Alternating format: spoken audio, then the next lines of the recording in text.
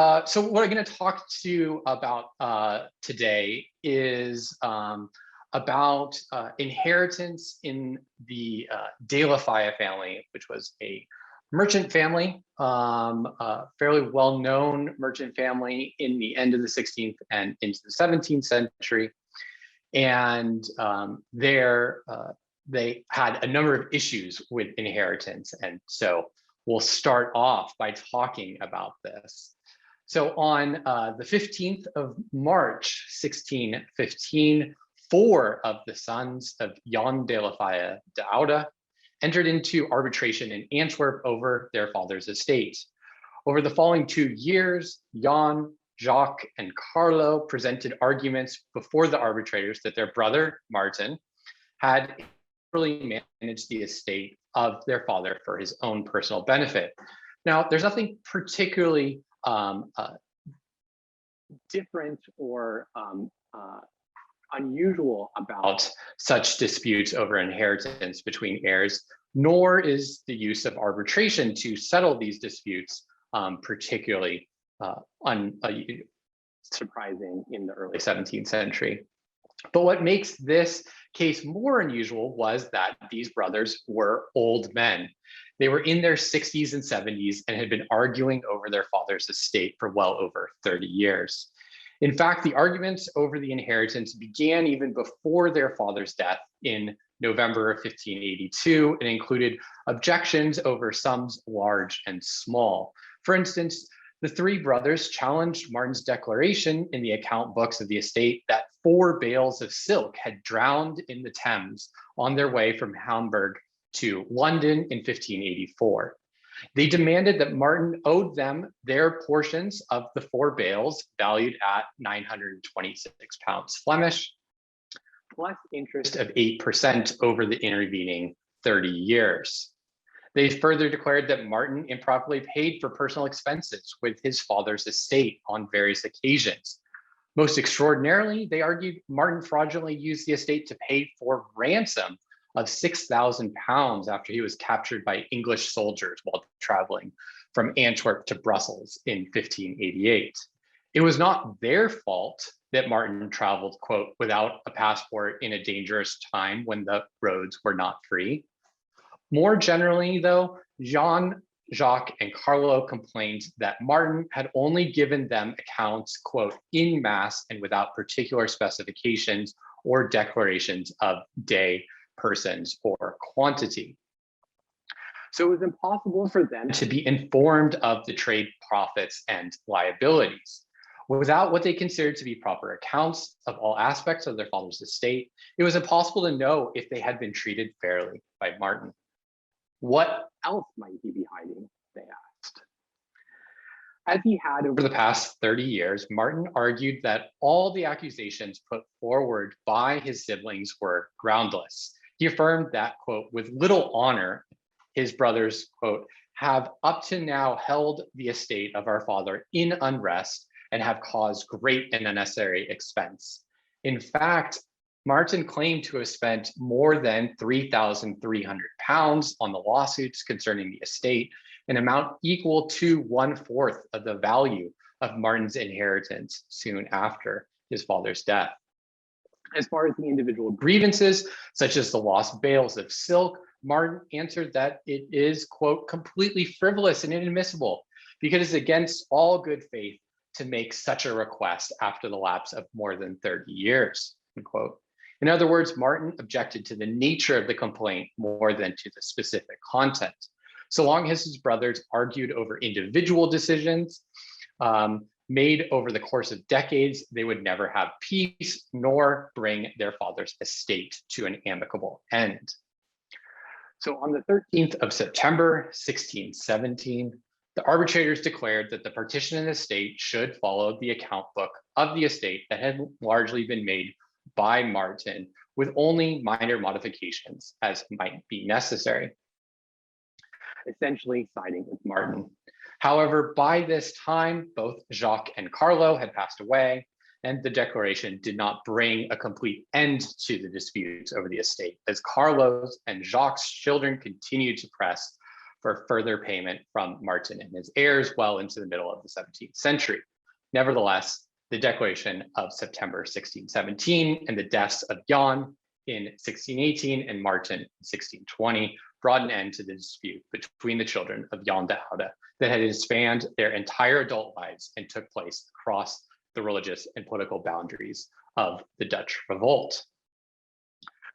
So the multifaceted and long-term nature of the disputes between the heirs of Jan de Oude created a plethora of documentation that makes it possible to more fully investigate this complex process of inheritance or the movement of capital from one generation to another.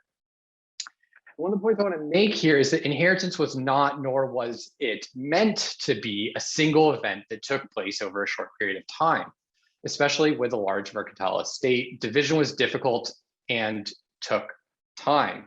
In fact, there were clear benefits to keeping an estate open as a way to pool resources and to maintain a similarity of interests among the heirs. Rapid division of an estate among heirs could actually weaken the bonds that held the family together and could be just as threatening as to the goal of having long-lasting unity as a more long-term estate. So the devolution of property and the authority from parents to children heightened tensions within families and challenged siblings, especially, to maintain the same or similar unity that they had or at least were supposed to have under the authority of their parents without their physical presence of their parents. Families in the 15th and 16th centuries devised a number of strategies to preserve the social and economic strength of the families through time, and we'll see that in this paper. So they would devise both social and economic or technical solutions, socially trying to create hierarchies among sibling groups that would emulate the patriarchal relationship between father and children or between parents and children. And then technically, on the technical side, especially with merchants, through accounting. The issues of inheritance were sort of made more difficult in a lot of ways by the partible inheritance in the Low Countries. Both sons and daughters received exactly equal portions, which essentially turned inheritance into an issue of accounting. Management and equal division of large mercantile estates could only be done with sophisticated accounting practices, such as the use of double entry bookkeeping, as was done in the case of the de la Failles. However, the de la Failles make clear that accounting could not solve problems on their own. Accounting, no matter how sophisticated, only presented a narrative of events, which could always be challenged. Amicable management and division of mercantile estate depended as much, or at least as much, on the maintenance of agreed upon power structure among siblings as on current practices of accounting. And so that's what I want to kind of try to go through in this talk today, is to look at this dual aspect of inheritance, both the technical aspects of the accounts that provide a narrative and gave authority to what was happening or what supposedly happened, but also the social aspects without which accounting sort of falls apart, as we'll see.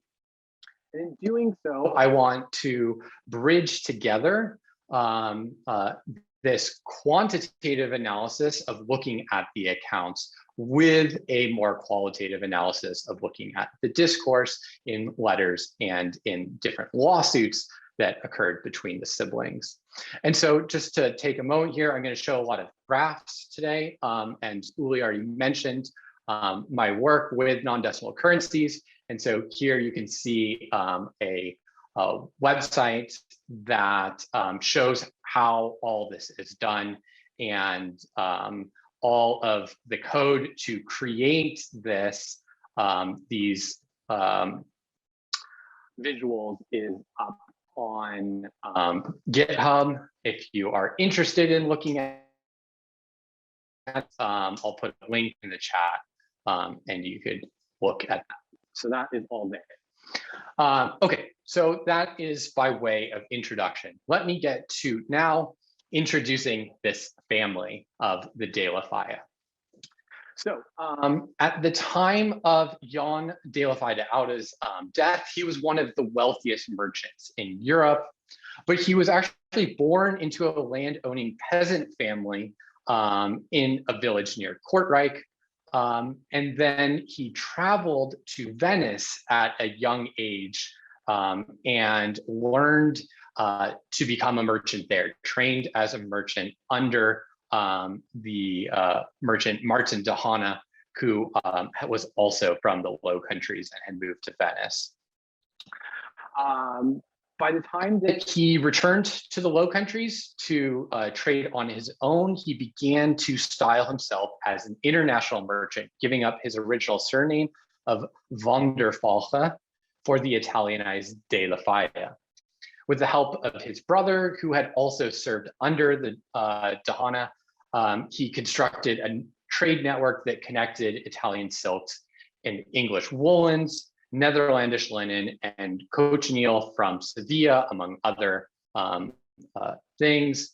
So kind of creating this large trade network that's spanning Western Europe, participating in the spectacular growth of the Antwerp market in the middle third of the 16th century.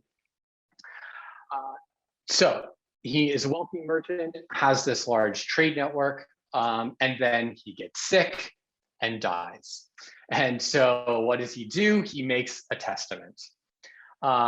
He makes a testament to mold and modify the inheritance laws of Antwerp to fit his own purposes. So he's following them, but he's molding how this is going to work.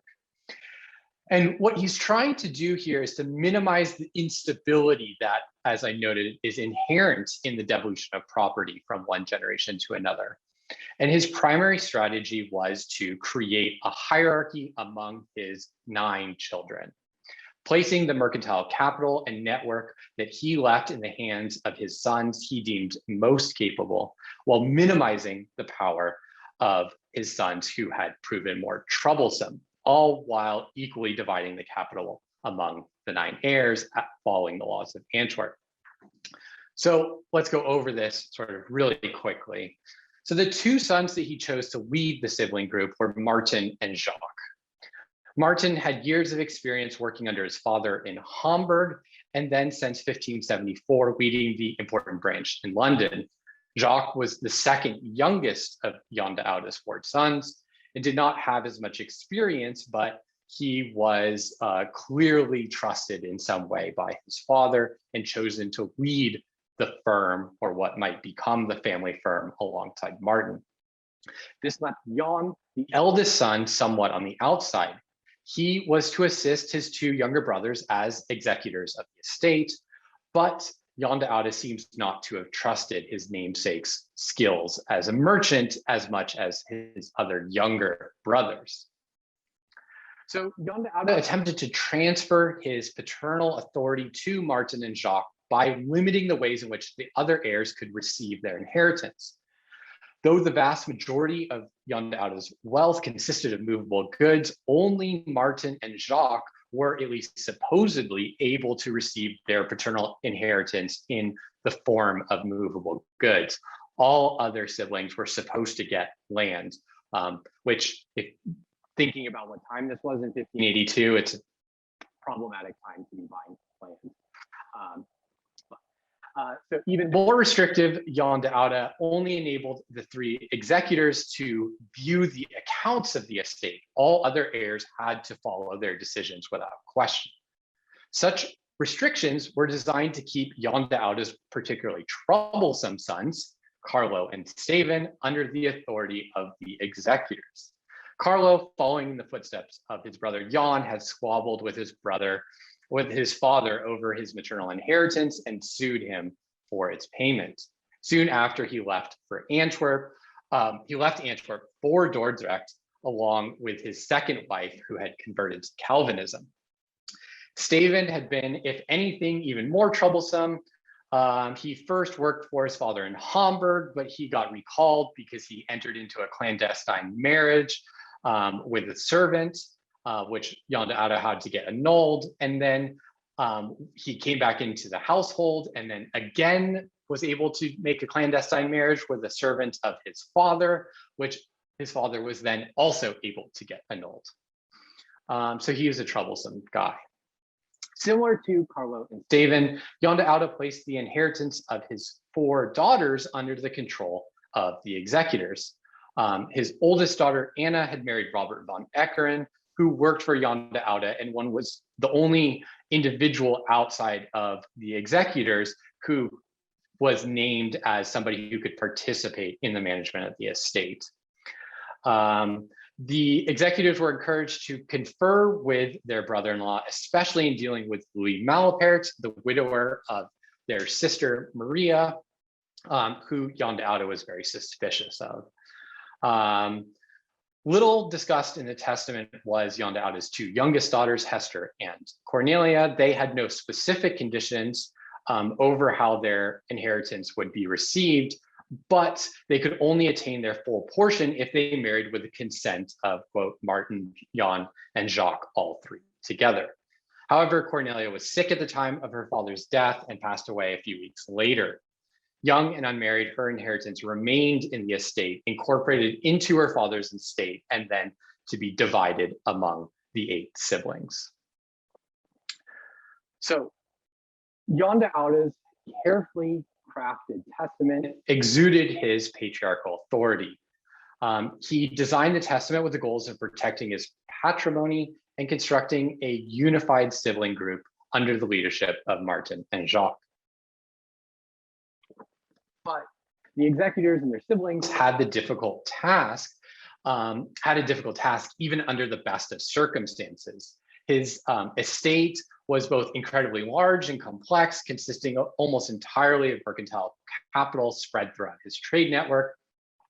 To complicate matters even further, the estate was actually made up of 3 estates. Only 3 of Jan de Oude's children had received their full maternal inheritance in the years following the death of his wife in 1566. Jan and Carlo had both sued their father to get a hold of their maternal inheritance, while Maria had received hers as dowry. The other 6 siblings were creditors to their father for their maternal inheritance for various amounts, which you can see here. Alongside the paternal and maternal estates, the 7 surviving siblings and the children of Maria were also heirs to their youngest sister, Cornelia, whose paternal and maternal inheritance had to be calculated before it could then be equally divided among the 8 of them. Given the complexities of the estate and partible inheritance, the technical aspects of managing and dividing the estate became a task of accounting. Jan de Oude had last made a balance of his assets and liabilities at the end of 1578, meaning the exact nature of the estate was not known. The process of putting together the various accounts of the estate from the branches in Verona, Venice, and London, as well as the multitude of other activities, was a lengthy and complex process. All of Jan de Oude's children, including his daughters, were skilled accountants well-versed in the practices of double-entry bookkeeping in the Venetian style that Jan de Oude had learned in his youth and had been introduced into print by Luca Pacioli. In this system, all assets and liabilities had to be totaled up, both credit and debit, in order to be divided among the 9 heirs in perfect equality down to the last penny. The arithmetic and mercantile skills of accounting were necessary, but as I've noted, not sufficient to the amicable division and eventual closing of the estate of the merchant Jan de Oude. So alongside such technical know-how, the executors had to work together and their siblings needed to follow their lead. In the case of the heirs of Jan de Oude, neither happened.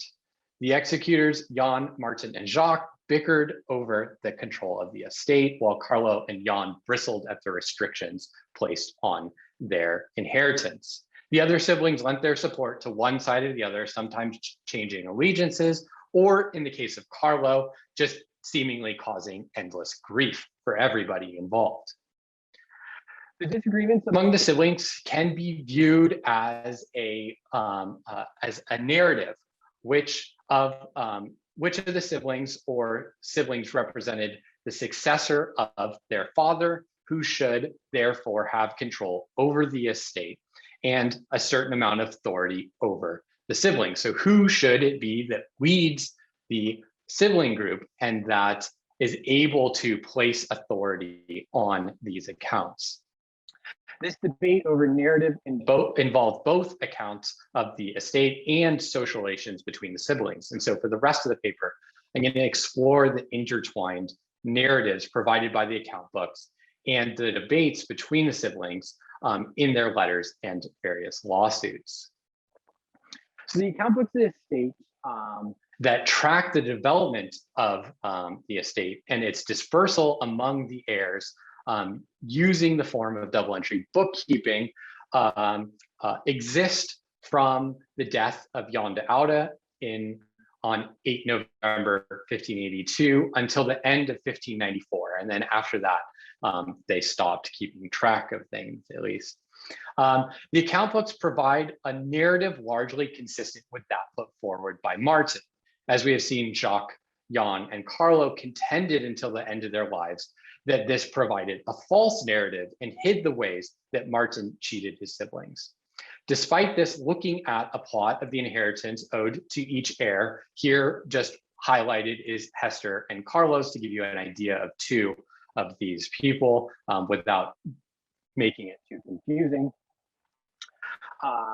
We can see how this developed over a 12-year period, and it really shows three clear phases that we might think of as the life of the estate. So in this first phase, from the death of Jan de Oude in November 1582 until the spring of 1585, this first part where it goes up and down, which we can look at more clearly here, the executors are largely succeeding in going through and dealing with the estate. They are figuring out how much each heir is owed and then starting to disperse the estate. The second phase began in the spring of 1585 as the armies of Farnese marched closer to the then Calvinist-led city of Antwerp. And during the course of 1584, the year before, Jan, Jacques, and Hester had all fled Holland, while Hester had married Daniel van der Molen, the committed Calvinist, and who was then serving as representative for Antwerp at the rebellious States General in Holland. Meanwhile, both Marten and his brother-in-law, Robert van Eckeren, were known as prominent loyalists and were even appointed almoners following Farnese's reconquest of the city. So this phase is evident of this long period in which the accounts lay fallow, in which the siblings split up due to the Dutch revolt, and nothing happens. There are no transactions for a period of over 9 years. During this period, focus moved from the accounting, at least in the books, and turned to the branch in London, where Marten and Jacques entered into a rivalry. The final phase covered by the account books occurred over a relatively short period from September 1494 until the end of the year, when the account books come to a close, though there still is a number of accounts open on them. During these months, the account books of the estate again became active, and Marten, who's in control of the accounts at this point, is essentially trying to close out all the accounts that he can. But as you see, even with just the inheritance, this does not necessarily happen.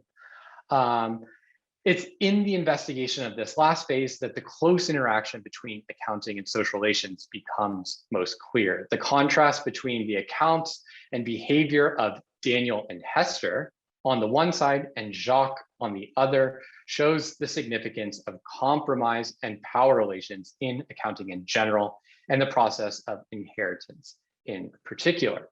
At the end of the books, Hester was the only sibling to have her account perfectly zeroed out, but as we'll see, this came about through arithmetic manipulation rather than the careful counting of each pence. So let's look at these in further detail. So the first phase began somewhat inauspiciously. After hurrying to Antwerp to witness his father's death, Marten returned to London to conclude his affairs where he had lived and served his father before he would move back to Antwerp and live in the house of his father that had been bequeathed to him. But a few days after Marten left for London, Jacques, Stephen, and Hester followed him, ostensibly to assist him, but soon it became clear that they were more interested in checking in on Marten's activities to ensure that he properly divided the assets and liabilities between the estate and his own personal capital that he had built alongside that of his father. And so the position of acting as a factor and trading on his own account, as Marten had done, was one that was quite fraught and ripe with opportunities for fraud. While scrutinizing the accounts, Jacques became suspicious that his brother had settled the estate with various liabilities while his own trade had flourished. So once back in Antwerp, Jacques conferred with his older brother Jan and created a list of 37 grievances against the accounting done by their brother and fellow executor. They argued that Marten had placed his own interest above that of his father. And again, some of the accusations included loans for thousands of pounds, but others were for seemingly inconsequential amounts. Many of the amounts cited by the two brothers concerned liabilities of under 15 pounds, and the smallest sum was dealt with a mistake that was 10 shillings. For instance, Jan and Jacques argued that the branch in London should not be liable for the forced payment of 10 pounds in 1578 to clothe Scottish soldiers. They stated that, quote, each of us must daily bear many of the same expenses, which we place on our own accounts and not that of the company, end quote. Having uncovered what they saw as Marten's errors, Jan and Jacques wished to have Marten deliver all of his account books so that they could be inspected. In other words, they wanted the ability to audit their brother's activities over the previous 8 years. Now, Marten, of course, defends himself. He uses the account books to defend himself, but he also positions himself as a responsible and obedient factor to his father. So in the question of whether Marten should have paid the 10-pound expense to clothe the Scottish soldiers, Marten simply asserted that Jan de Oude, their father, had approved the accounts in July of 1578. Whether or not Jan and Jacques had incurred such expenses on their own account had no bearing. Marten argued their father had approved the decision, and so Jan and Jacques did not have the ability to go against the account, quote, approved by my father. These opening salvos demonstrated the difficulty in not only gathering together the various accounts, but also in agreeing with the various decisions that had produced them. However, throughout 1583, the executors worked through Jan de Oude's accounts with the help of their father's bookkeeper to get a balance of the estate on the day of his death. The books of the estate opened with 114 accounts in debt to the estate. They appear in red here, showing the value of Jan de Oude's wealth. The mercantile nature of the state is clear. The branches of Venice and Verona held large amounts of capital, while over 20,000 pounds was invested in silk. Meanwhile, a relatively modest amount of over 5,000 was held in landed property. In contrast, the balance opened with 100 accounts that were creditors or to which the estate owed money. These accounts are depicted in blue. And this shows Jan de Oude's children were his primary creditors, who he still owed for the maternal inheritance, as I showed previously. All told, the maternal inheritance constituted over £25,000 invested in Jan de Oude's trade. And as an active merchant, he also had a number of different debts that were open at the time of his death, but his assets much outweighed his liabilities, which is shown here by this account of the creditors of the book. So he had over £41,000 in which his assets outweighed his liabilities.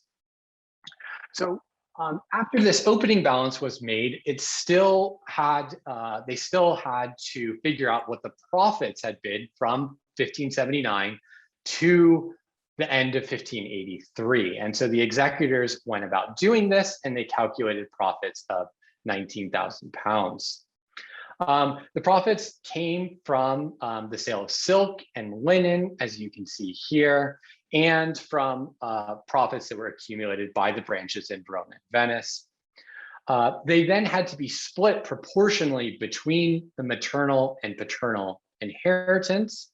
The paternal estate received 57% of the profits, with the remaining 43% going to the maternal inheritance that then also had to be proportionally rationed out to the heirs, depending on how much money they still had in their maternal inheritance.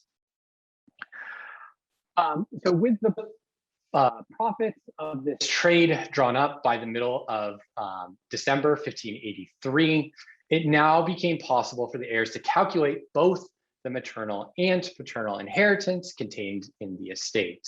And so on 26 December 1583, the heirs signed an agreement intended to mark their unity and the approval of the accounts from the time of their father's death to that date.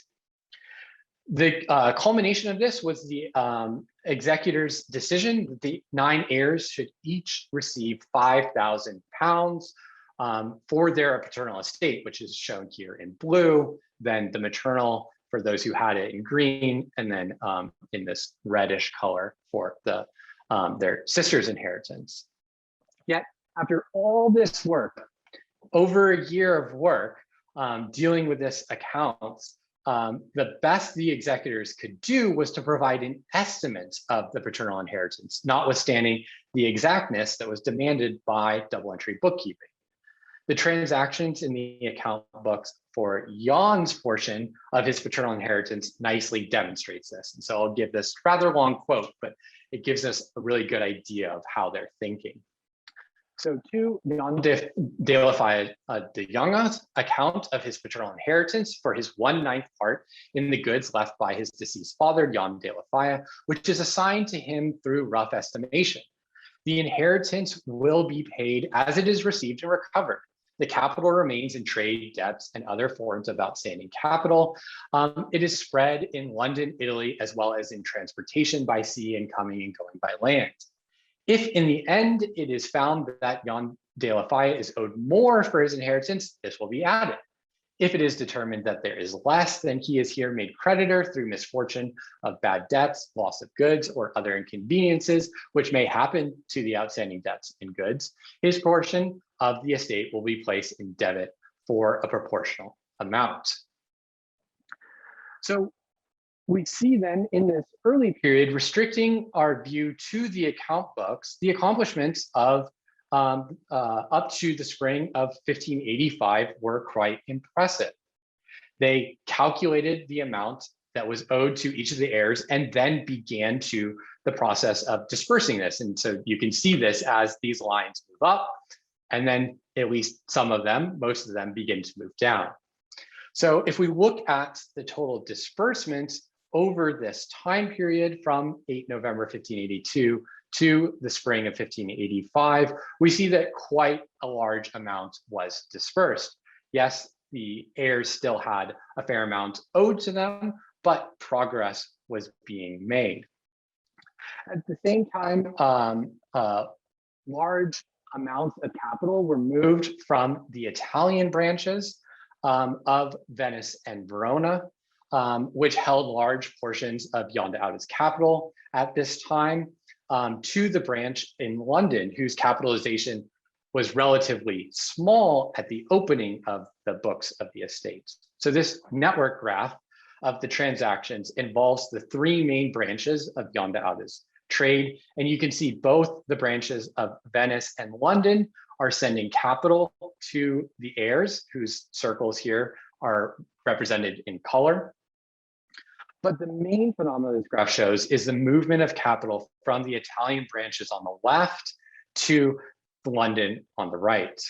This occurred primarily through silk sent from Verona on the top left to London, or through the sending of bills of exchange from Venice and then on to London.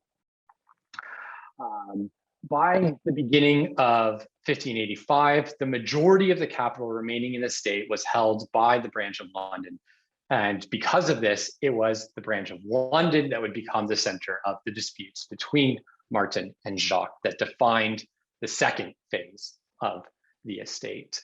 So here I'll just show, after seeing that network graph, this movement, the amount of capital held by the branches. So these would be in debt to the estate, but basically London had very little to begin with, but then went up and had over 40,000 pounds at one point. And the amount in the Italian branches dwindles as we get into 1585. So on to phase two. In the spring of 1585, the disagreements between the siblings, their geographic dispersal, and the events of the Dutch Revolt caught up to the accounts of the estate. For a period of 9 years, no transactions are recorded in the account books.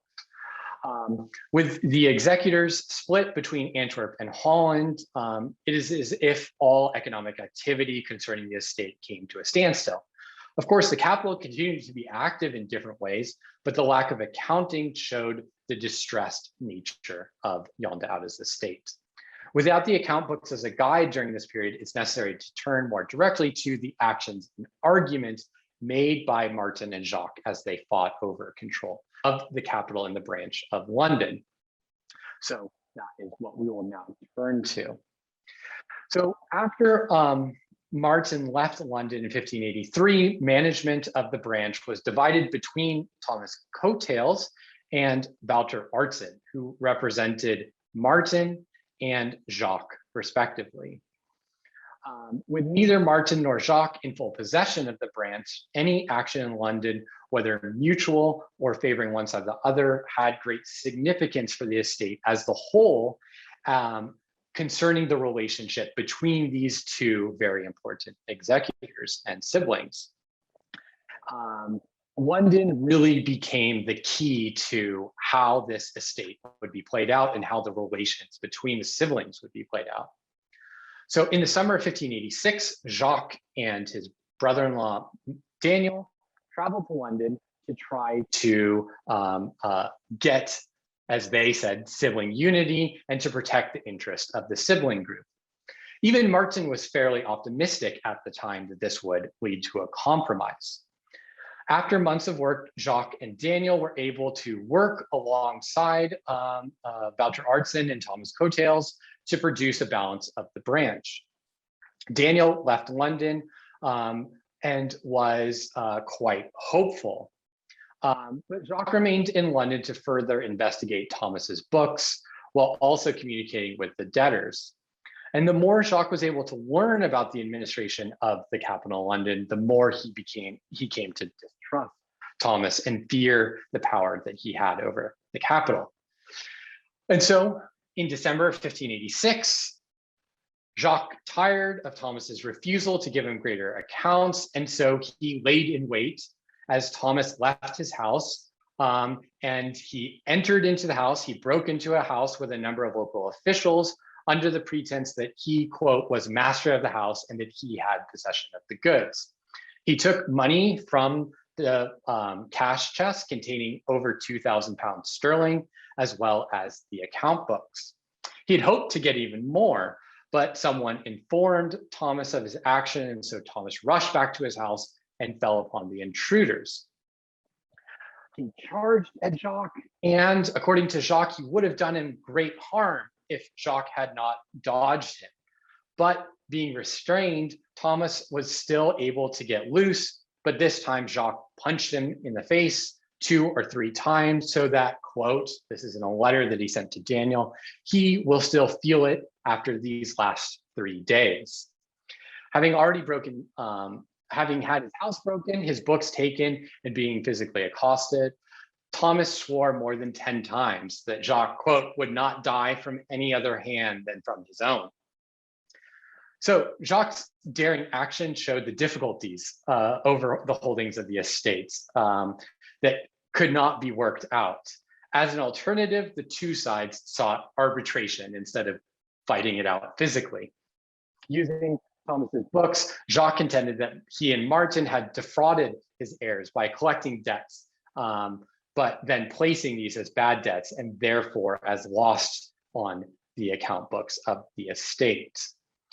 This was quite an important claim because when the balance was made of the money that was in London in 1591, there was over the bad and doubtful debts of the estate exceeded 4,000 pounds sterling or 6,000 pounds Flemish. The arbitrators declared the only possible compromise was to divide the branches, which you can see done here, between Marten and Jacques. Marten would gain control over his portion plus that of Anna and Steven, and then Jacques would get that of Jan, Carlo, and Hester. After receiving the declaration of the arbitrators, Jacques left London suddenly without informing Thomas or any of his friends. He had been in London for 8 months, but he had precious little to show for it other than this renewed enmity between himself and Marten.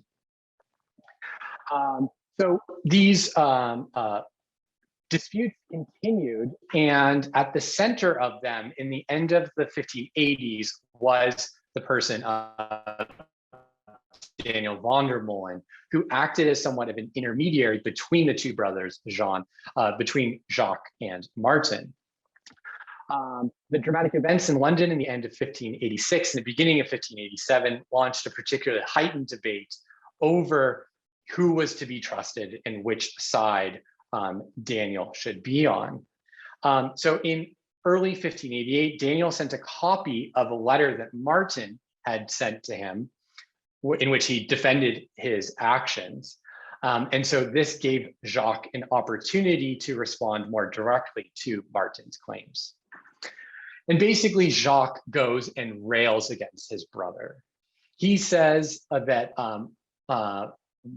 Marten's claim that, quote, next to God and our Father, we ought to thank him, and says that this is totally untrue, that he is an ungodly man, and that, quote, we have found the contrary in the accounts. Had Father lived 10 more years, and had he remained Father's factor in London, he would have eaten Father up, making himself rich and putting Father in the poorhouse with all of his children.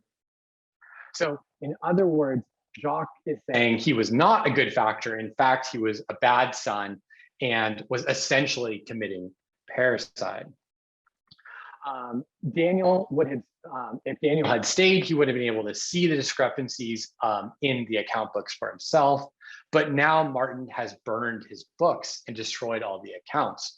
Quote, for whatever causes a man to burn his books, it can be considered that he has not dealt well with them.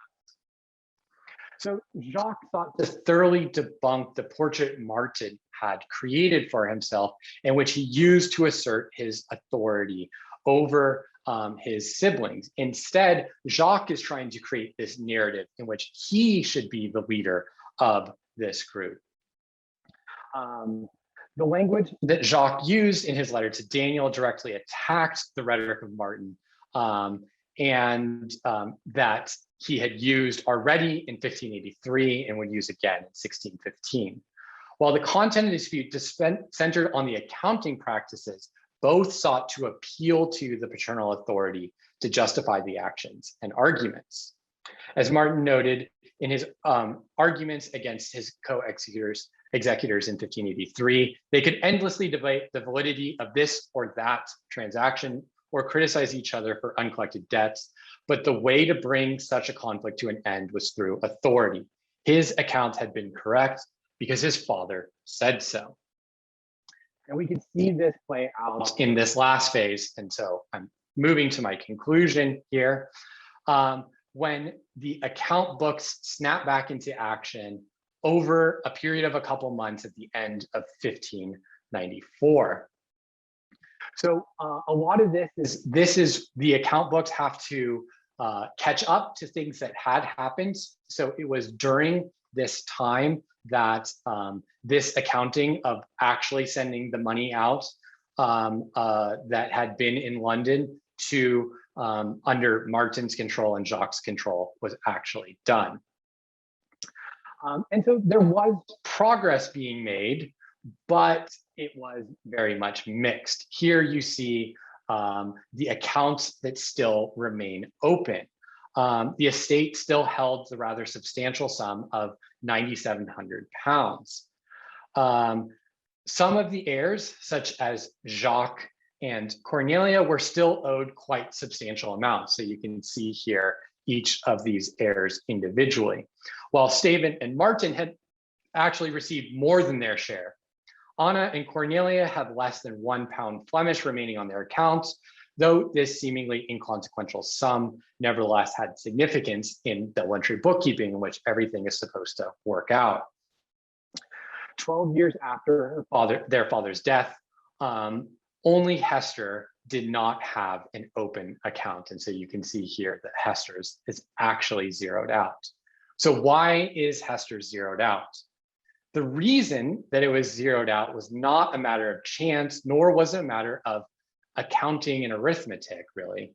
Instead, the closing of Hester's account provides a final example of the ability of some people to abide by the narrative of others, of authority working its way and helping accounting to create a compromise.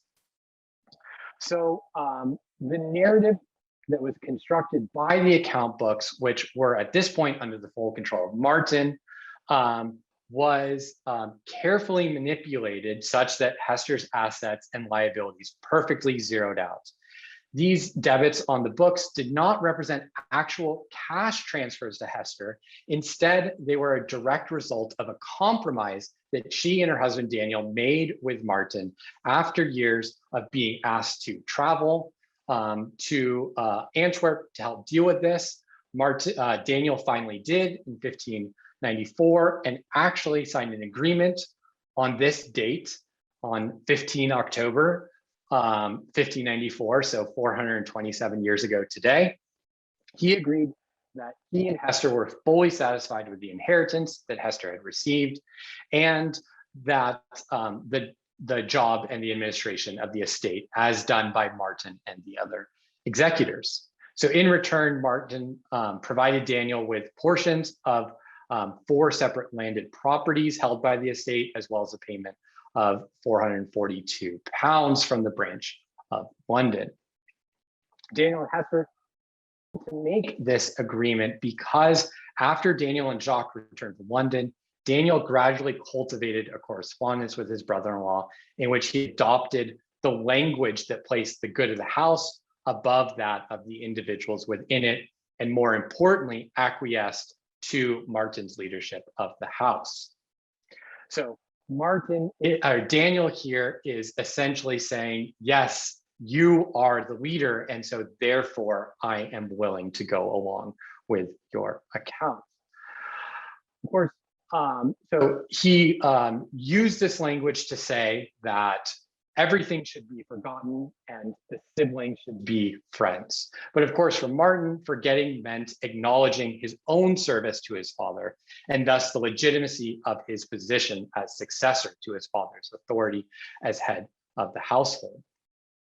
Now, this as I just mentioned, was something that Daniel and Hester proved willing to do, but Jacques never could. There were times where it seemed like Marten and Jacques might come to an agreement, but the talks always broke down. Jacques' inability to agree to Marten's succession of their father resulted in his presence in Antwerp in 1615, at the age of 65, contesting the authority of his elder brother and reiterating arguments that he had made 32 years prior in London. So, very quickly, concluding, in this paper, I tried to show the significance of inheritance and the close interaction between rhetoric, power relations among siblings, and accounting practices. Proper and amicable management of an estate held both financial and social significance. Moving from the perceived natural hierarchies of sibling group under the head of a patriarch to the more noticeably constructed hierarchy among siblings challenged the unity of the family. With these changes to family structure, amicable division of the estate stood as an important indicator of the successful transition of power, signaling that the status of Jan de Oude had been fully passed along to his heirs. The executors faced the daunting technical task in collecting together information and accounts of the goods of their father's estate spread throughout Europe. They had to manage this capital, pay their liabilities, continue to pursue profit, and gradually divide it perfectly evenly among heirs. It was a difficult task, but one that the children of Jan de Oude were perfectly capable of. The accounting for such an estate could never be perfect, despite the rhetoric of double entry bookkeeping. There would always have to be decisions made about how to account for a certain activity, when and how individuals received payment, and what was the right and equitable. As I said, as merchants, the de Faille siblings were well aware of these limitations and lived with them daily. But important as accounting was in structuring the relations between the de Faille siblings, once accounts came under dispute, accounting by itself could not settle the matter. To come to an agreement over such a complicated set of accounts necessitated an agreed upon power structure among the siblings. In other words, it depended upon the siblings' ability to tell the same story about themselves and their family history as Marten and Daniel were able to do, rather than having competing and ultimately irreconcilable narratives, as was the case for Marten and Jacques. Thank you.